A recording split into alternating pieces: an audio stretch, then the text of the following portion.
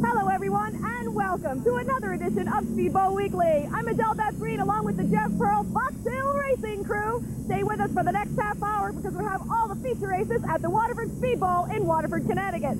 So, sit down, strap in, and hang on. Speedbowl Weekly is next.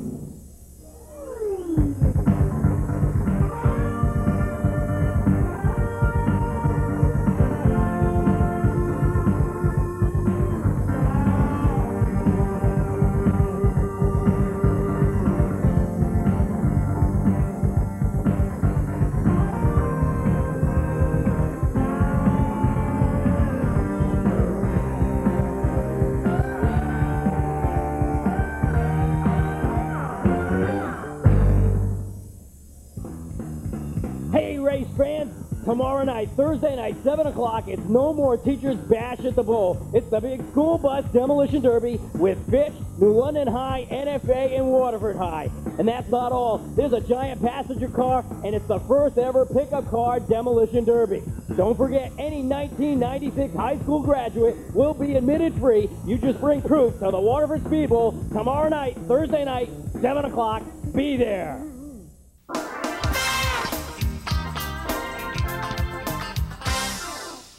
I don't know, he says he has 7 weeks of bad luck. I don't believe it because he's 9th in points already. Last year he had 3 feature wins at the Waterford Speedbowl. Rob Oloski from Lease East Lyme, tell us what's going on for tonight. Hopefully we can finish in the top 10. It's been kind of hard to get there the last 7 weeks. Why are you saying you had all this bad luck? What's going on? I've been black flagged, crashed, motor broke a couple times. What do you mean a black flag? What happened to you? Well, the car didn't seem to want to run on the restart. Someone hit me from behind, the bumper fell off and it started dragging. So they black flagged me. Ouch. Yeah, and the caution didn't come out either, so I went like 7 laps down too. Oh my God. Yeah, so. Well, what about tonight? What are you going to do tonight to fix that? Hopefully I can get to the front, you know, better than I have been lately. What happens if it rains tonight? We get a chance. Tomorrow, maybe if it's sunny out, you won't have any problems with it at all, right? Yeah, at least, you know, I can take it home tonight and make it faster. You know, it's still not the way I want it. Oh, well, what would you do to improve it? Something in the motor. I don't know. It's just not making any power. So tell me, how long have you been driving? 6 years. When I turned 16, I started off in an enduro car. Oh, yeah? Didn't do very well. Crashed it a lot. But you kept on going? Yeah, somehow. So what do you want to do from here? You got the mini stocks going on. What do you want to do next? Well, because of this year being a little rough, we want to get out of, you know, this kind of car. So I was thinking maybe Strictly or something, I think. And you think you can garner some sponsors and move up? Yeah, we got good sponsors now, you know, but still, you know, it's pretty tight when you got a lot of bills to pay and, you know, taking whatever you can. My brother and my father and my girlfriend's father have all been helping too, you know, pay more. That's great. They work on the crew with you too? Yeah, they do. They do a lot for me. Wow. Without them, I wouldn't be here. How did you get started? What brought you here in the first place? I had a friend of mine who did an enduro car. His name was Paul Thurlow. And I just started helping him, and then I got interested and got my own car. And that's, you know, basically how I did. So how do you fit it in with a full-time job? You got, you know, certain nights you can and can't work on it, depending on, you know, when I get home or whatever. But any free second I have, I like to spend on the car, because, you know, you need to work on it if you want to do good. What would you say to somebody else that wanted to chart out just like you're doing? It's not very hard, but if you want to do it, you got to do it right. You know, spend the money and do it right, not, you know, not do it right and then come out and just putt around, you know. It's not how you want to do it. Okay, so you've got 3 victories behind you. Maybe tonight will bring you your first victory. 9th place in points isn't bad here at the Waterford Speedbowl. Ladies and gentlemen, Rob Oloski, we wish you very best of luck. Hang in there. Hang in there because we're going to have the mini stock feature next. Kicking off action on the 22nd would be the mini stocks, led to the line by the 77 of Bruce Stevens and the 19 of John Glendenning. At the green, Stevens would jump out front as Glendenning would quickly start the fade. Moving up the challenge for the point would be the 36 of Sean LaPlante and the 23 of Al Royce. An early race caution would allow Royce to close up on Stevens for the restart. At the green, Royce would shoot to the point, followed closely by the 21 of Dennis Perry and the 67 of Brandon Clement. Royce would start to pull away as the battle would heat up for third between Clemens and the 01 of Ernie Bertrand.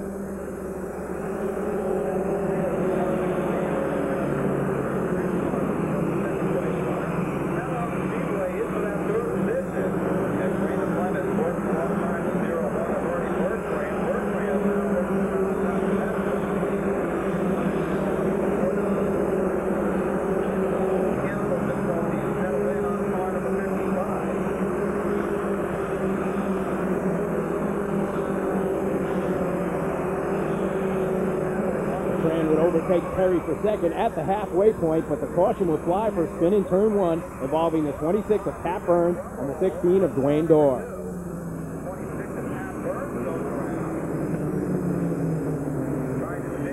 With 1 lap to go, it looked like it would be a battle to the checker between Royce and the 34 of Bruce Thomas, but Thomas would lose control of his mount in turn 2 and spin on the backstretch. Royce would take the win, followed by Tracy Golis, Ernie Bertrand, Dan Darnstadt, and Inky Green. Hal, congratulations on your future win. Thanks a lot. First one in 1996, first one with a brand new car as well. Yeah, first one with a brand new car was a tough one tonight. Bruce was right there the last lap. He got the dirt there. I slipped a little bit, and I seen him come around. We're running pretty decent tonight. Anybody got thanked for the win? Yeah, I'd like to thank all my sponsors, Wilson Art International, Connecticut Plywood, Job Built Wood Products, Southern New England Technical Computing Services, Connecticut Plywood, and Magnolia Signs. Okay, Al, congratulations. As we'll look to see you back here in Victory Lane real soon.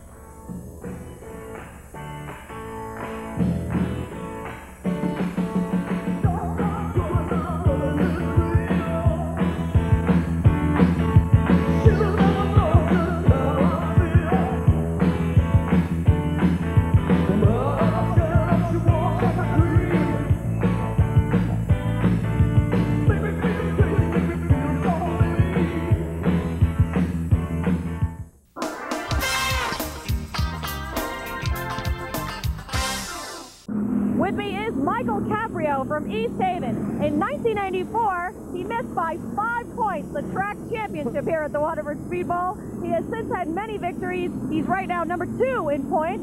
So what do you want to do this year, Michael, to bring yourself right into that victory lane? Just keep going the way we are, finishing top 5 finishes all year, top 10, whatever we could take. We're not trying for the points. If they come, they come. We're not, you know, we lost it by 5 points. That was the year we really wanted it, but we'll take it if it comes. If not, we're not going to worry about it. We're just here to race and win, have fun. You saying you don't want it as badly this year as you did in 1994? Nah, the thrill is gone now. How can that be? It just is. You know, the thrill was really there in 94, but it's not here no more. Oh. You know? Do you think you want to be in a different division for a different thrill?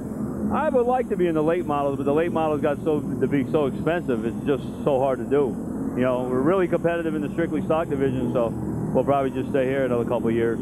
Hard to get some sponsors to keep you on the road? Yeah, really hard. Especially in the late model division. The late models, the motors, you're talking almost $10,000 for a competitive motor. Here, the motors are up there in price too, but we could be competitive where we are now. Okay. Well, tell me about the car you're driving right now. It's a 1982 Buick Regal, and it's basically stock appearing without the letters and numbers all on it and all the windows. But Do you take care of it yourself? yes, me and 2 other guys take care of it a lot. 3 guys keep you going? Yeah. Wow. Yep. So you've got a limited crew. Are you a mechanic yourself? Yes. Wow. Yep. How long have you been doing this, Michael? 5 years. This is my 5th year racing. And do you want to continue on? Yeah, I like to. You know, it's a lot of fun. Well, you made me feel bad here saying, you know, the thrill is gone. I know you're going to get out there. How about this year? What are you doing so far this year? We're just trying to stay out of trouble and get in the top 5, top 10. You know, then if you finish up there, the points will come automatically. Okay. So. Do you aspire to any other tracks or any other locations? Not really. No? You know, I'm very happy here. We tried Thompson a few times, but the ride's long. But, you know, we ran good at Thompson a few times. We had top 10 finishes. Yeah? But we like Waterford. What drew you to Waterford in the first place? Well, we started in the enduro class. You know, my wife got a car from her boss and said, let's just go out and have fun. We started that, and we did pretty good in that and got the money to build the strictly stock. Your wife was driving? No. I can barely get her to come to races now since but she has fun too. Yes. So. Well, ladies and gentlemen, Michael Caprio from East Haven doing a fine job. Don't worry, he's going to pull it out for this year. You never know, right? Stay with us and also pray for some sunshine so you can tune in and watch the strictly stock division next. Strictly stock action on Saturday would see the 33 of Chuck Rogers pacing the field alongside the 61 of Phil Evans.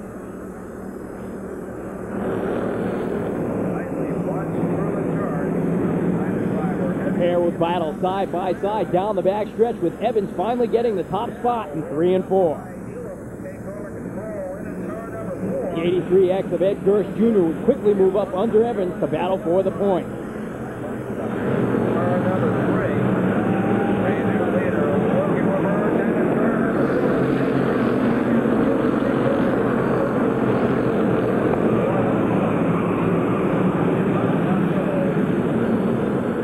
Jim Babalacco would be the next driver to overtake Evans and move to second.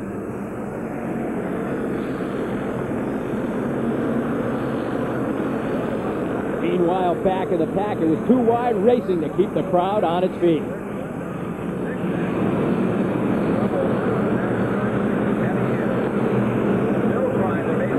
Marty would provide some tense moments as he would go around in turns 3 and 4. Green would remain out as he would continue on. With 2 to go, Alan Coates was pushing hard, here battling 3 wide with Eric Edgerly and Joe Mancini to take 5th. Kirsch would go on for the victory, followed by Babalacco for 2nd, Ed Polillo 3rd, Bill Evans 4th, and Alan Coates 5th. Relay photographs. Now here he is. How about a nice round of applause for Ed Gertz Jr. Ed, first off, congratulations on the feature victory. This your first ever? Yes, it is. First ever feature victory. Guess what? We've got a special surprise for you. Strictly Stock Tech Inspector Todd Stiles was looking for a Strictly Stock main event to go green to checker, and you guys did it, and you guys have no tech tonight. Woo! That's all I can say. I don't know what to say. This is great. I'm just so happy to get this U-Maker Racing Chevrolet to the victory circle. We've been trying for 2 years, and we did it. It's here. It's here. Who are the sponsors on the car? We got Greco's Auto Machine, Savin Rock Raceway, Discount Tire, S. Monaco Painting and Building, Clark's Welding, Gertz Landscaping, Shoreline Compressed Gas. I think I got them all. Sounds like it. Okay, Ed Gertz Jr., again, congratulations at Victory Lane. We look to see you back here many more times in the future.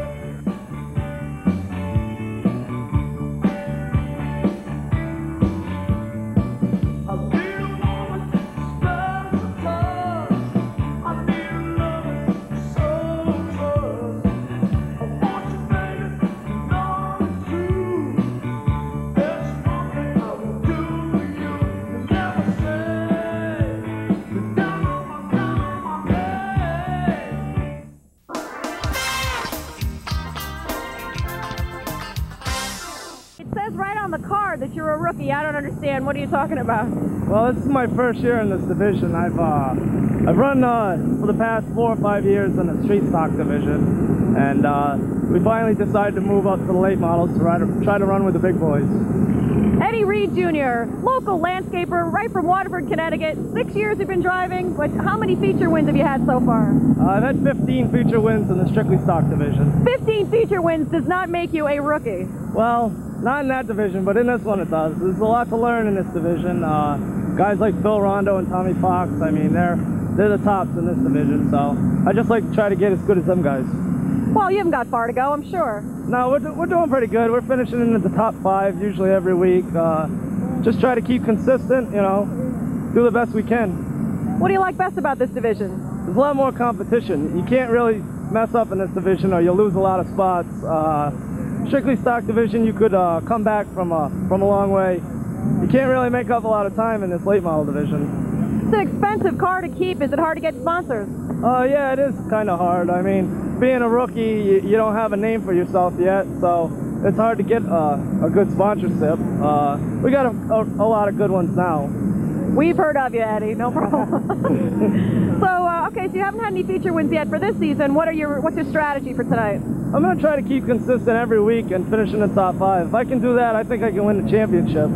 I'd like to get a few wins my first year, but I'll take top 5s every week.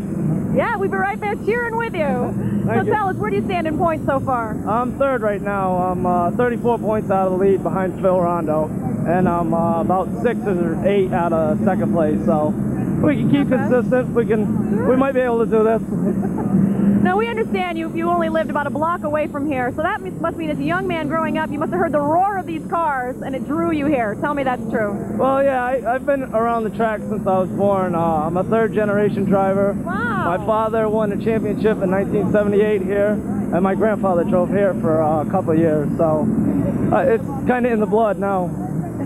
Sounds pretty good to me. Ladies and gentlemen, Eddie Reed Jr., local boy from Waterford, makes good. We're going to wish him the very best of luck for tonight's first victory in the late model race coming up next. Feature action for the late models would be brought to the line by the 03 of John Faulkner and the 15 of Dean Nutty. Faulkner would jump to the point as Nutting would spin in front of the entire field. Heads-up driving would see the field get by without incident. Heads-up driving. The restart again would be led by Faulkner with the 14 of Ed Dokenhausen moving up to the front row. Faulkner would again get the jump with the 5 of Kevin Debus moving to second. The 19 of Phil Rondo was running strong early, here working under John Broward Jr. for fourth. Charles Bailey was having another fine run, here working himself into the top 5.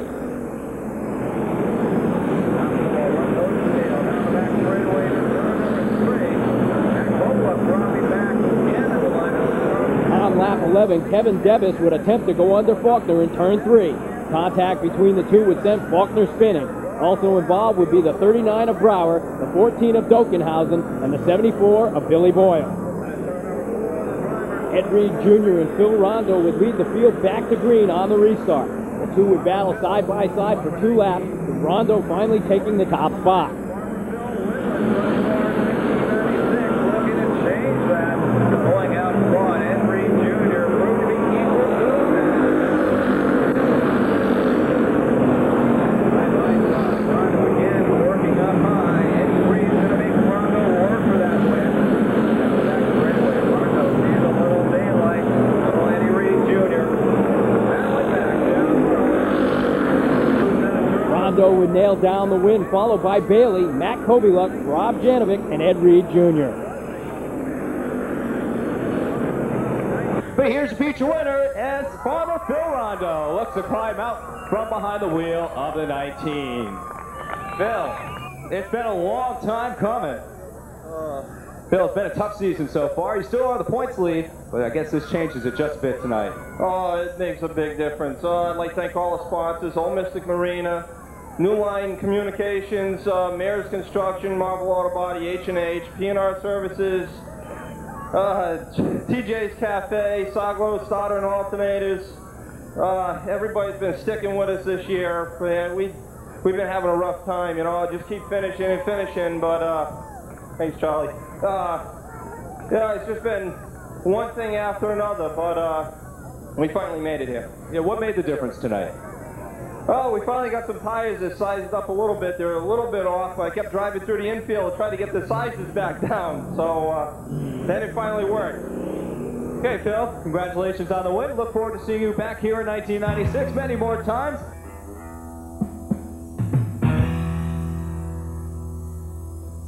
Well, Mama said that she don't like it.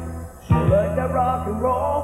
Oh, Mama, Mama, Mommy, you just don't know how I wanna hang up my rock and roll shoes. Well, I get that feeling every time I hear the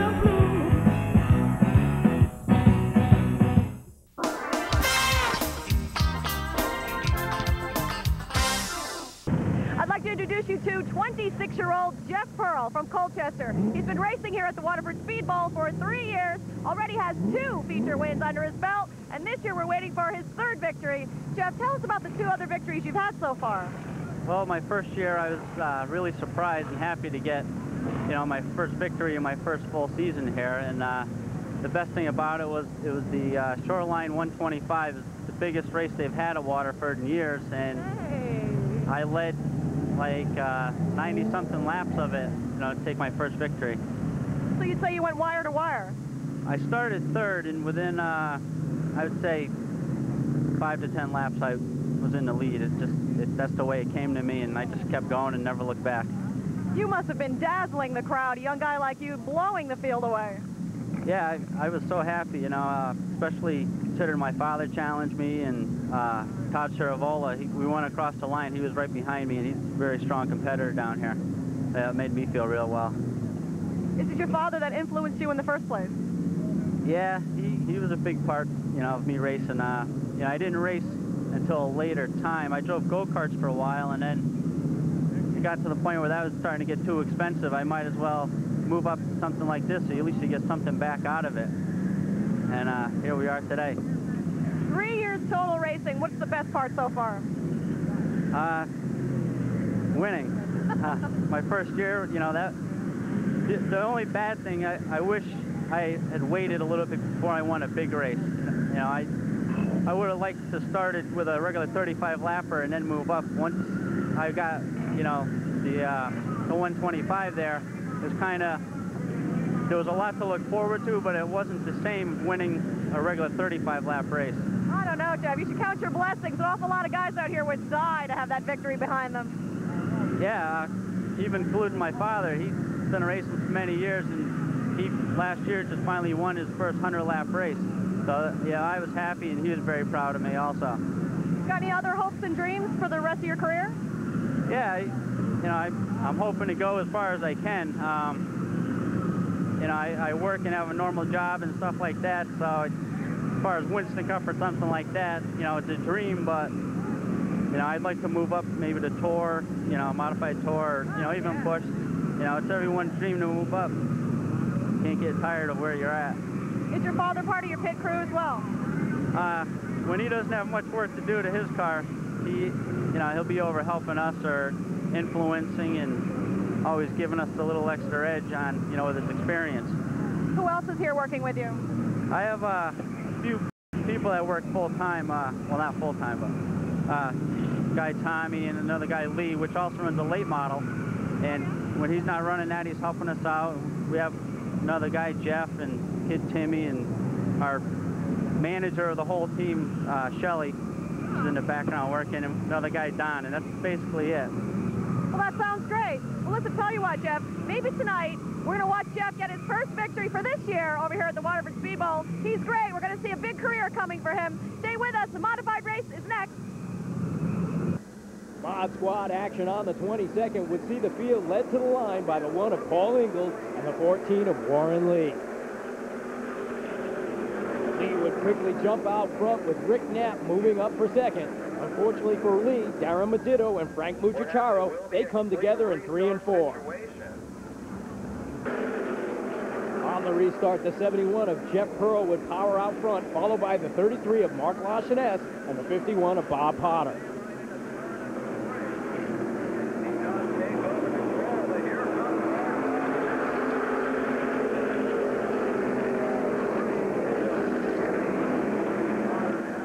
Potter's ride was a rocket ship on this night, running down Pearl and going by on the high side to take over the top spot.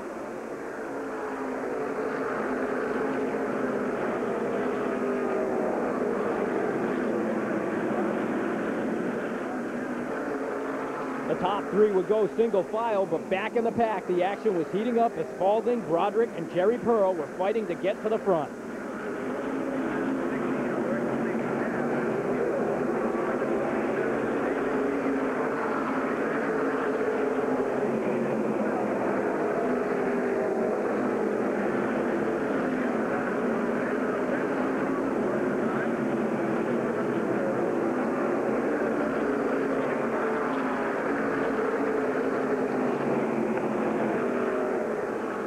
Up front, Potter would go on to take the win to become the all-time feature winner with 95 victories. So Bobby Potter climbing out from behind the wheel, car number 51. Bobby, congratulations on becoming our all-time modified feature winner here at the Speedway. Bobby, how's that feel? Feels great. Just another thing we accomplished, you know, another milestone we accomplished here. And I hope I ain't going to quit winning them right away now. Hopefully we'll get a couple more features this year. I'd like to win 100 races this year. You'd like to win 100, so what number is this? 95. Number 95. So you want to win 5 more feature victories this season? Well, we're going to try our damnedest, you know. We had some bad scrapes this year, and car got dinged up pretty good. We went to Stafford last week, got dinged up. Guys worked all night on it, and we had problems last week. But all in all, you know, the guys worked real hard on it, and I'm proud of the guys because they did a hell of a job getting this car back for me and getting it running good. Anybody else got to thank for the win? Well, I'd like to thank all the sponsors, all the crew, and everybody that's involved with the car. Okay, Bobby Potter, again, congratulations on your future victory. Schoolboys, we're back up on the streets. Here's the bar shifting down the old skate road. All the kids are dancing as the jockey spins gold. Everybody's faking that they'll never grow old. Open up your door and let those late lights roll.